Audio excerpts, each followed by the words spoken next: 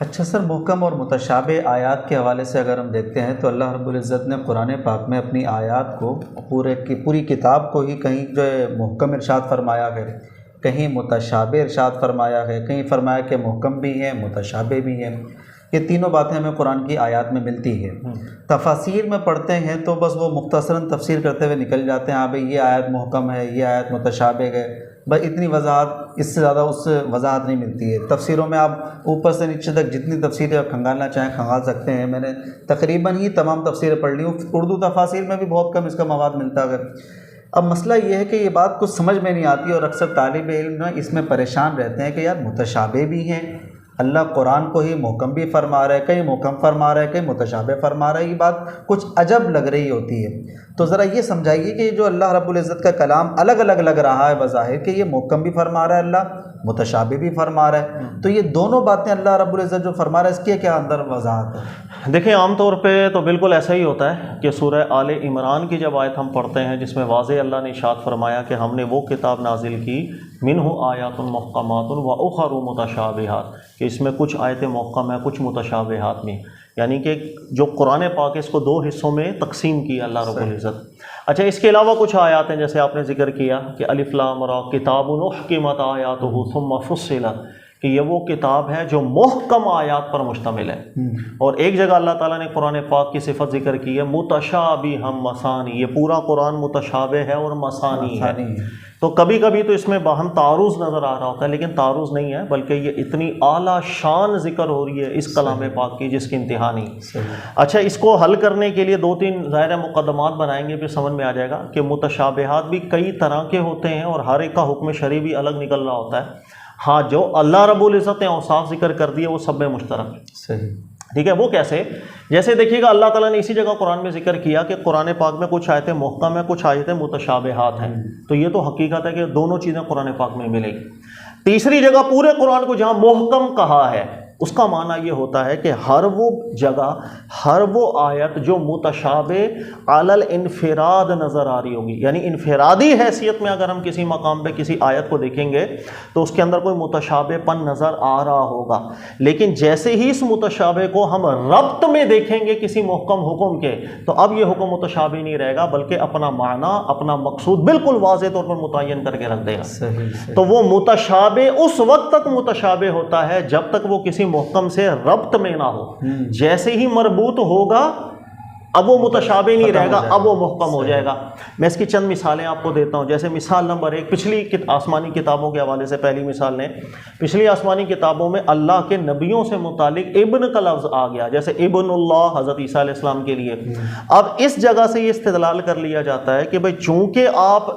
ابن اللہ ہیں تو آپ بیٹے ہوئے، اور بیٹے سے کون سا بیٹا مراد لے لیا جائے؟ مراد لے لیا جائے جس طرح ہمارے بیٹے ہوتے ہیں، حقیقی بیٹا ہوتا ہے۔ اب یہ جو لفظ ابن آیا ہے، اصل میں جس لینگویج کے اندر پچھلی آسمانی کتابیں نازل ہوئی تھیں اس لینگویج کے اندر یہ لفظ دو معنوں کا احتمال رکھتا تھا، ایک حقیقی بیٹا اور ایک ہے کسی کو اعزاز نوازنا۔ جیسے ہماری لینگویج میں ہم کسی کو اعزاز سے نواز دیں، یار یہ تو میرا محبوب ہے، یہ تو میرا بیٹا ہے، بیٹوں کی طرح ہے، ٹھیک ہے، یعنی بہت اعلیٰ مقام کے اوپر ہے، اس لیے بھی ابن کا لفظ استعمال ہو جاتا ہے۔ آج بھی اردو میں اور بہت سی لینگویجز میں ہوتا ہے۔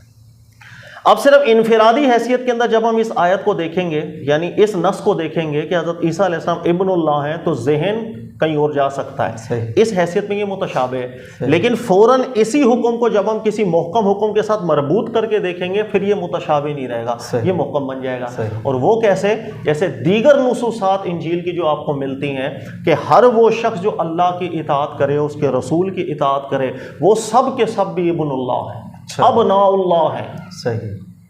جو بھی اللہ کی اطاعت کرے، اس کے رسول کی اطاعت کرے، وہ سب اللہ کی بارگاہ میں اللہ کے بیٹوں کی مانند ہے۔ سر اس آیت کے ساتھ آپ اس کو مربوط کر کے دیکھیں کیا نتیجہ نکلے گا۔ کبھی بھی کوئی حکم اب متشابہ نظر نہیں آئے گا جو آپ کو غلط طرف لے کے چلا جائے، بلکہ دونوں آیتوں سے محکم مفہوم آپ کو نکل آئے گا، پرفیکٹ مفہوم نکل آئے گا کہ یہاں ابناء اللہ سے کیا مراد ہے۔ یعنی ابتدا کے اعتبار سے دیکھیں تو متشابہ لگتا ہے، لیکن اگر اس کے قرآن سے اور وضاحتیں لے لی جائیں تو وہ محکم، اس کو کہتے ہیں ربط دینا، متشابہ کا محکم سے ربط دینا، یہ ضروری ہوتا ہے ورنہ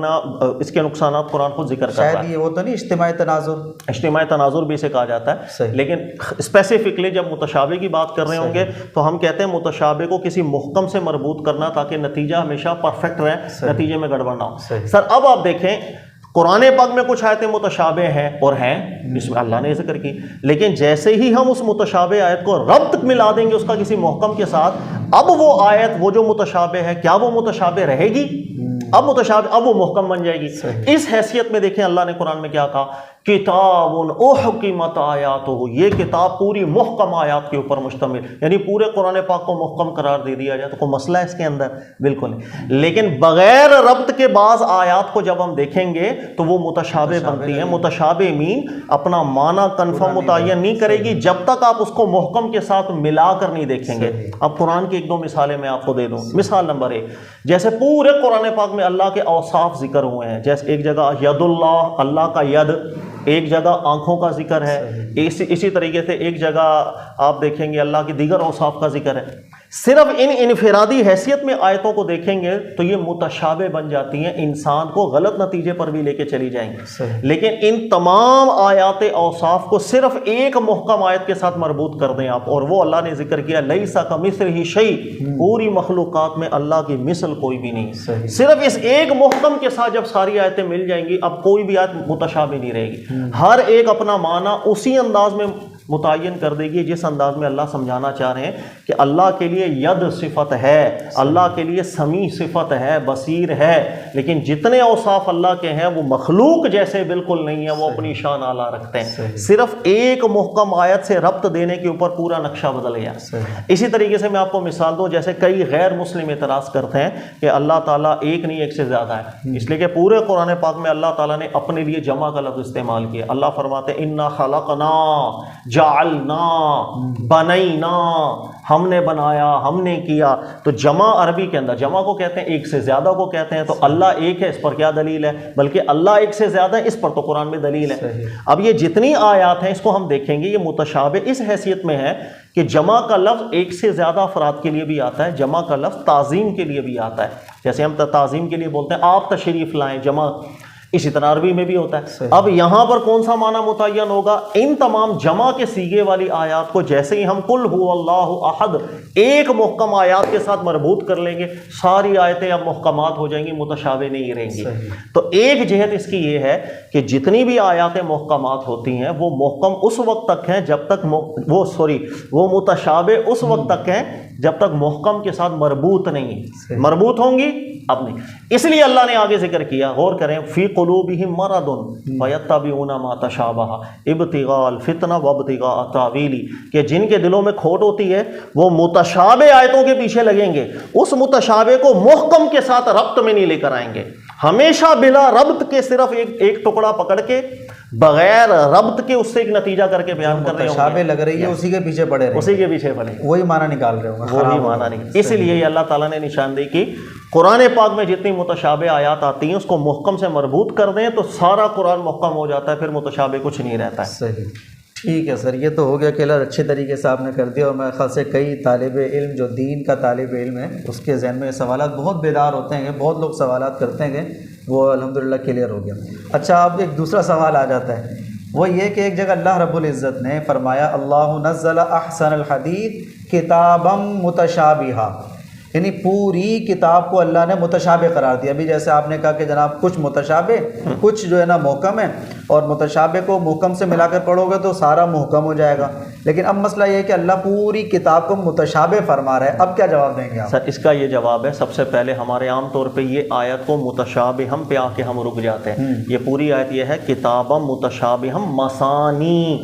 جب تک متشابہ کے ساتھ مثانی کا لفظ نہ ہو یہ بالکل الگ معنی دیتا ہے۔ صرف متشابہ ہونا الگ ہوتا ہے، متشابہ کے ساتھ مثانی کا لفظ ہو تو بالکل الگ معنی ہو جاتا ہے۔ مثانی آسان الفاظ میں کہتے ہیں کہ ایک بات اس کی پھر آگے تکراریں بھی ہوں، لیکن ان دونوں میں اتنا گہرا ربط ہو کہ متکلم جو آپ کو سمجھانا چاہ رہا ہے وہ آپ بآسانی سمجھو گے اگر آپ اس ربط کو پکڑتے چلے جاؤ،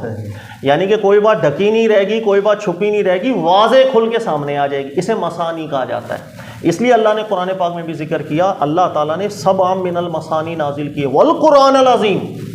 اور اس کی سب سے زیادہ مضبوط تفسیر یہی ہے کہ سورہ فاتحہ کی بات ہے کہ سبع مثانی اللہ نے نازل کی، سورہ فاتحہ پورا قرآن پھر اس کی تفصیل بن گیا، توحید کی تفصیل بن گیا، عبادتوں کی تفصیل بن گیا، صراط مستقیم کی تفصیل بن گیا، اور گمراہی کے جو راستے ہیں اس سے بچانے کی تفصیل بن گیا۔ تو ہر چیز آنے والی پیچھے سے مربوط ہوگی، اسے مثانی کہا جاتا ہے، اور ایسا ربط ہو کہ جو متکلم سمجھانا چاہ رہا ہے وہ چیز سمجھ میں بھی آ جائے۔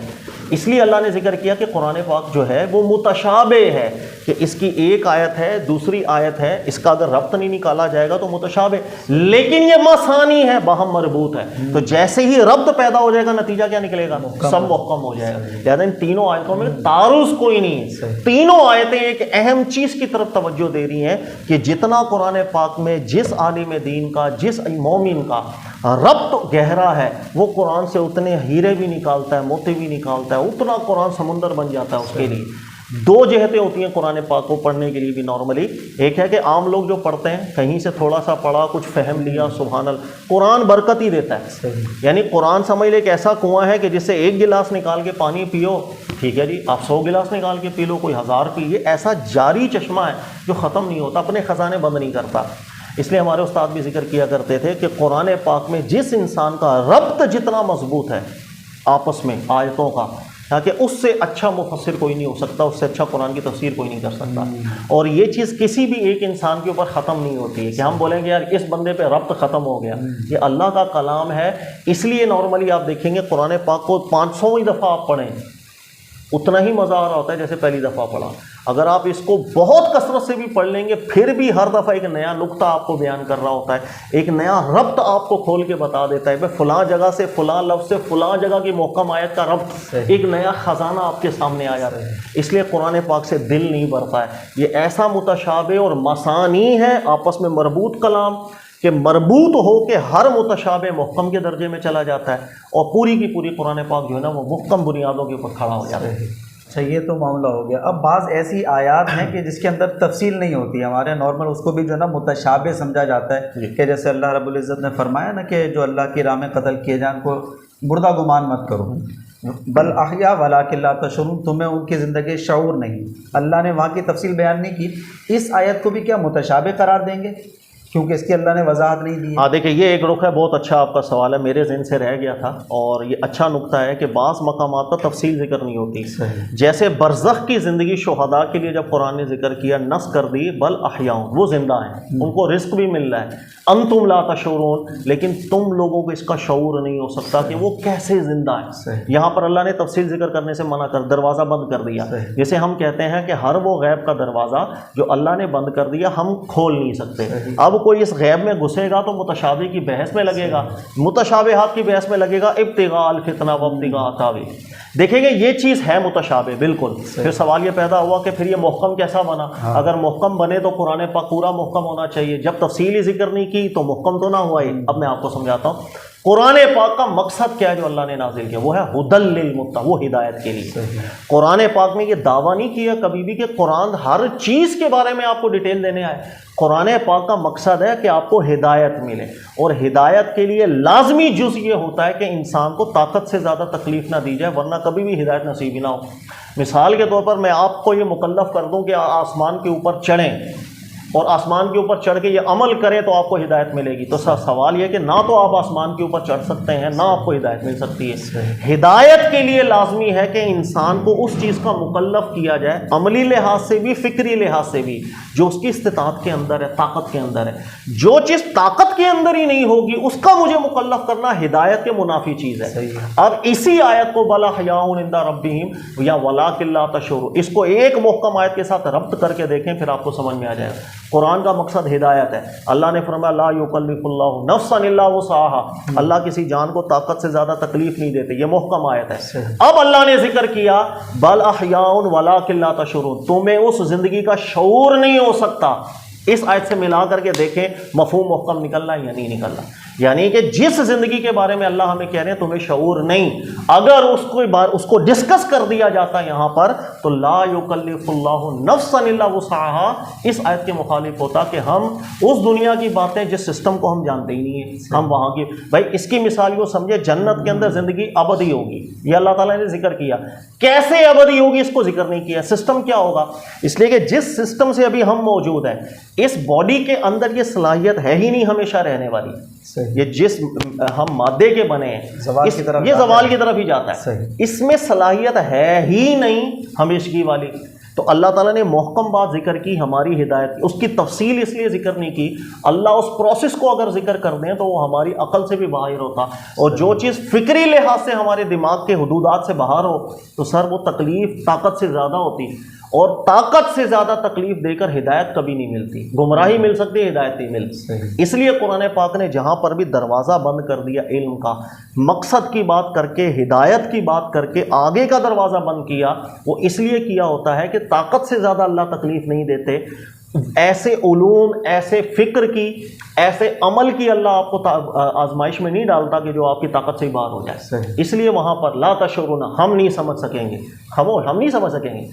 ورنہ ہماری طاقت زیادہ تکلیف ہوتی۔ اس لیے یہ آیتیں اپنی تفصیل کی حیثیت کے اندر متشابہ ہیں، لیکن اس کو دیگر محکمات سے ملا کر کے پڑھیں گے تو اپنے مقصد کو متعین کر رہی ہیں اور ہدایت کو بھی متعین کر رہے ہیں۔ ٹھیک ہے جی۔ ابھی جیسے آپ نے کہا کہ ان کو اللہ ہمیں ان کی زندگی کا شعور نہیں ہے، متشابہ اس انداز سے تو یہ آیت پاک، تو اب جو ان کی زندگی کا یا عالم برزخ کی زندگی کو بیان کرنا شروع کر دیتے ہیں، جناب وہاں پر یہ ایسا کر سکتے ہیں، ایسا نہیں کر سکتے، یہ اختیار ہے اس زندگی میں، یہ نہیں ہے، یہ جو ان متشابہ کے پیچھے وضاحت کر رہے ہیں، دلیل کوئی نہ قرآن کی نہ حدیث کی، تو اب ان کے بارے میں کیا حکم ہوتا ہے؟ سر اس کا جواب سب سے پہلے تو آپ نے خود دے دیا، اللہ تعالیٰ نے شہداء کی زندگیوں کو ذکر کر کے فرمایا وَأَنْتُمْ لَا تَشْعُرُونَ، شعور تمہیں نہیں ہے۔ جب اللہ نے دروازہ بند کر دیا، اب ہم اپنی طرف سے خود مقدمات بناتے ہیں، ہم کہتے ہیں میں فلاں اللہ کا نیک ولی مرنے کے بعد اللہ نے ان کو طاقتیں دے دی، وہ دنیا کی مشکل کشا بن گئے، مشکلیں حل کر رہے ہیں۔ سر یہ سارے دعوے میں کر رہا ہوں، اللہ نے تو نہیں کی، اللہ نے تو ہمیں دروازہ ہی بند کر دیا اس دنیا میں داخل ہونے کے لیے، ہمیں تو شعور ہی نہیں ہے۔ اور دوسری بات میں آپ کو حیرانی والی بتاؤں، قرآن پاک نص کرتا ہے واضح طور پر کہ جن کو انعام ہوتا ہے عالم برزخ میں، وہ ایسی کیفیت میں ہوتے ہیں کہ انہیں انعام ضرور ہوتا ہے، لیکن ان کا اس دنیا کے ساتھ تعلق بہرحال نہیں رہتا، وہ تعلق منقطع ہو جاتا ہے۔ اس کو بھی اللہ ذکر کرتے ہیں، سورہ یاسین اگر آپ پڑھیں گے اللہ ذکر کرتے ہیں وقیل ادخل الجنہ، ایک نیک بندے کا واقعہ ذکر کرتے ہیں کہ جب ان کا انتقال ہوا اللہ نے ان کو انعام سے نوازا، ادخلوا الجنہ، آپ جنت میں داخل ہو جائیں۔ قال یا لیت قومی یعلمون بما غفر علی ربی وجعلنی من المکرمین، دعا پہ غور کیجیے گا، وہ بندہ اللہ سے عرض کر رہا ہے اے اللہ کاش میری دنیا والے، میرے دوست، میرے رشتہ داروں کو پتہ چل جائے تو نے مجھ پر کتنا کرم کیا، انعام و اکرام میں رکھا۔ وہ صرف ایک حسرت بھر رہا ہے کہ اللہ کاش ان کو پتہ چل جائے۔ سر سوال یہ ہے، ہمارے نزدیک تو جو عالم برزخ میں ایک انعام یافتہ ہو جائے، ہم تو اسے ہر طرح کی طاقتیں دیتے ہیں کہ وہ آ کے ہماری مشکل بھی حل کر کے چلا جاتا ہے۔ اللہ تو ذکر کر رہے ہیں وہ انعام یافتہ حسرت کر رہے ہیں کہ میری بات کاش ان تک پتہ چل جائے۔ واضح قرآن کا اشارہ ہے کہ اس کا تعلق اس دنیا سے منقطع ہو جاتا ہے، وہ اپنی خبر بھی دنیا والوں کو نہیں دے پا رہا کہ مجھے اللہ نے انعامات میں کتنا رکھا ہے۔ اس لیے قرآن کے محکمات میں رہنا چاہیے۔ ہم پڑھ گئے متشابہات میں، جس کی تفصیل اللہ نے ذکر اس لیے نہیں کی تھی کہ ہمیں طاقت سے زیادہ تکلیفیں ہو جائیں گی، ہم نے ایک پوری عمارت کھڑی کر دی اور ہم اس کے اندر بحث کرتے ہیں کہ نہیں اللہ نے یہ طاقتیں دے دی ہیں، وہ طاقتیں دے دی ہیں، وغیرہ وغیرہ۔ اچھا ابھی عالم برزخ کی بات چلیے، ذرا اس کی وضاحت کرتے ہوئے چلیے، بہت زیادہ مشہور ہوتا جا رہا ہے یہ سوشل میڈیا پر، ڈفرینٹ اولیاء کرام ہیں یا جو اللہ والے نیک بندے اس دنیا سے چلے جاتے ہیں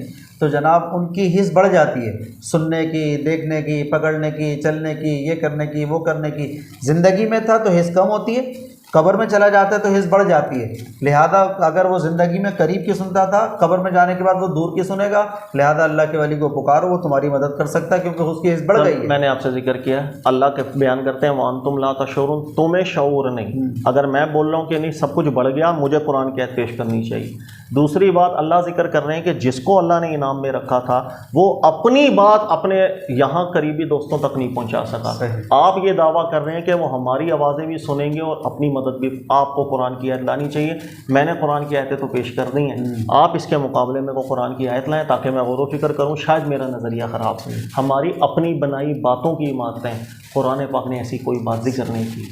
ٹھیک ہے سر، بہت شکریہ، یہ بڑے مسائل تھے اس کے اندر محکم اور متشابہ کے۔ جی ناظرین، تو آپ نے یہ سماعت فرمایا، اس کو ذرا 2-4 مرتبہ سنیں گے پروگرام کو تو بات سمجھ میں آئے گی یہ محکم اور متشابہ کیا ہے، جو مفتی صاحب نے بڑی وضاحت کے ساتھ بیان کیا۔ آخر میں خلاصتاً آپ سے ذکر کر دوں کہ